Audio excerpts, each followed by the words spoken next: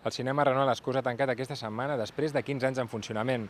La clausura no només redueix l'oferta de cinema en versió original de la ciutat, sinó que també suposarà un impacte econòmic pels comerciants del barri. A la porta s'hi anuncien les properes pel·lícules, però en realitat no es podran veure al Renault Escurs. La cadena d'exhibició Alta Films, que gestiona la sala, ha optat per tancar-la. Hi havia molt poca gent a les sales. Esclar, pensaves en 2 o 3 persones, o 4 o 5. No deu ser rentable que passin una pel·lícula.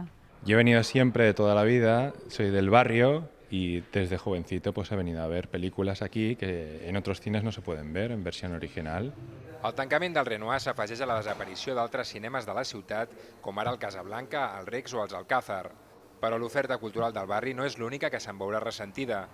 Molts comerços de la zona es nodrien del públic del cinema i creuen que ho notaran molt a l'hora de fer caixa. A mí me afectará mucho, sobre todo por las noches, que esto queda muy solo y con el cine siempre alguien entra y siempre va gente para arriba y para abajo porque esta calle normalmente no tiene mucha afluencia de público. Els comerciants ja es pregunten què se'n farà del local on fins ara hi havia el cinema. Seria important a veure què obren i si pot animar una altra vegada al carrer o no. Estaria bé un gimnàs, per exemple, o a veure si tanquen o entren ocupes o el que entri, pues, clar, afecta molt.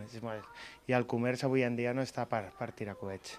L'Ajuntament, que és el propietari dels terrenys, encara no ha pres cap decisió sobre el futur d'aquest espai.